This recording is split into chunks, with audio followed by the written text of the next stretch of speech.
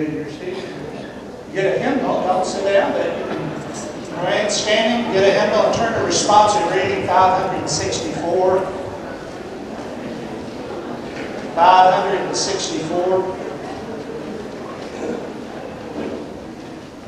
I will read the light print if you'll read the bold print, please.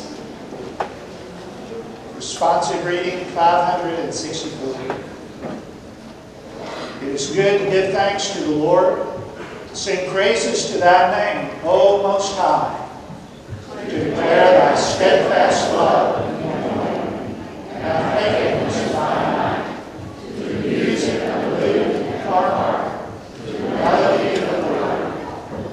For thou, O Lord, hast made me glad by thy work.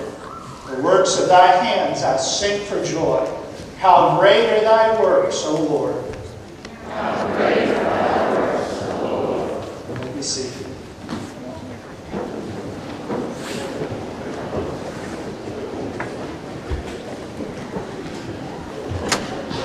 We're going back to Plan A. If you'll give your attention up here to the wall. And we have Tom Gaulden will be in the foyer to sign autographs.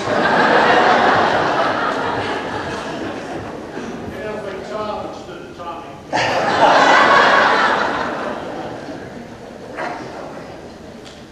1910 was the second century, start of the second century of the church. Kind of give you an idea of some of the things that was going on in 1910. The Boy Scouts, they were incorporated in 1910. The Army Air Corps, which Pastor Judd was a fine member of, started 100 years ago in 1910. Halley's Comet passed by, and the Earth passed through the tail of Halley's Comet, and there were people that thought the end of the world was coming. It came so close and was so bright. The Yellow Cab Company was started in 1910. First air freight shipment was performed in 1910. And the story of Paul Bunyan and the Blue Bay Box was written in 1910. A couple of the folks that were kind of heroes of the day, Ty Cobb and Jim Thorpe, baseball and football, even back then. In 1910, we had a church size of around 100 people. Things had grown, and we had a lot of good pastors through this century. One of the fellows that you see a lot about is Pastor Kuykendall. He was a pastor in the teens and into the 20s.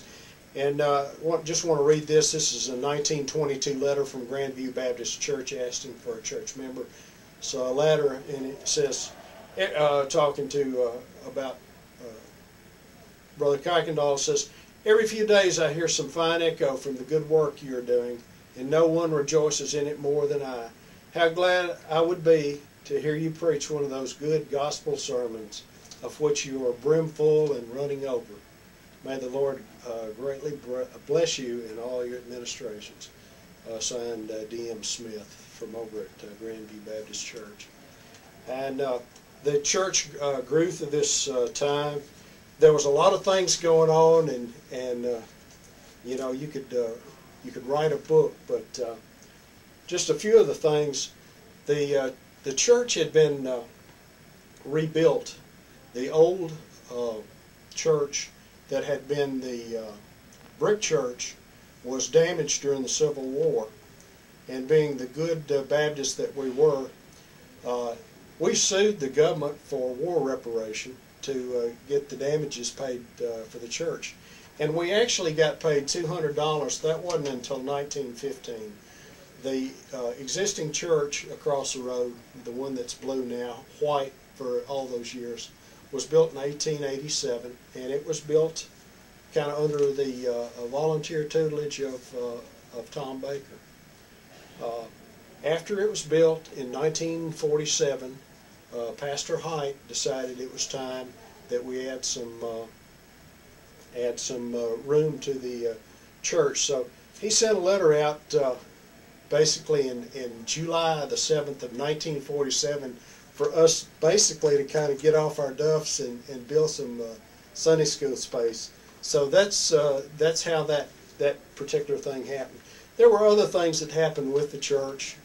When the church was originally built, the door was built coming out the side of the church. So when there were funerals, the funerals, when they brought the casket out, several times they would nearly dump the body out because the door came out to the side. So they straightened the door so they would quit dumping people out of the caskets coming out of the church door. The last funeral over there was my sister's in 1966. The church in 1915 voted to let the electric company come out and talk about this newfangled thing called electricity. And electric lights came to Antioch in 1915, and we had the meeting in our church building, but we decided that we could put acetylene lights in cheaper than electric lights. And for a while we had the electric lights, had the acetylene lights in lieu of the electric lights. As a young boy, I went on cradle roll in 1953, so I guess I've seen some things through the years. I do remember a business meeting back when I was a little boy, and they were discussing and discussed and passed and voted on putting indoor plumbing and putting indoor toilets in the church. And I remember the discussion being at the time, why do we need indoor toilets when we've got a perfectly good outhouse out back? So, you know, sometimes things haven't changed when we get a little frustrated in our meetings and committees and all. It goes back. The last thing that stands in my mind, or one of the things, was the decision to move across the road in 1979. And there was a lot of discussion. Some folks wanted to stay over, some folks wanted to come over here and build a new building. And God kind of put his vote in on that, because in May of 1979, just before we moved in the new building, the old building flooded, just like it did a few months ago. And that was kind of, to me, you know, God's stamp of approval that I told you you needed to listen to me and move across the road. So that's kind of been this last century in a nutshell. And I hope that someone will get some interest out of this, and maybe it'll actually be played at the 25 years from now, and 225th anniversary.